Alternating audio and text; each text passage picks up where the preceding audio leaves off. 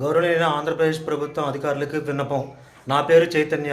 మా ఇల్లు ఇక్కడ వైఎస్ఆర్ కాలనీ జంక్షన్ నుంచి ఔటర్ రింగ్ రోడ్ కొత్త కన్స్ట్రక్ట్ అవుతున్న ఫ్లైఓవర్ మధ్యలో ఉంది. కరెక్ట్గా చెప్పాలంటే రైతు బజార్ ఆపోజిట్ లైన్లో 3వ బిల్డింగు. మా బిల్డింగ్ ముందు అమూల్ ఐస్ క్రీమ్ అని పెద్ద బోర్డు ఉంటుంది.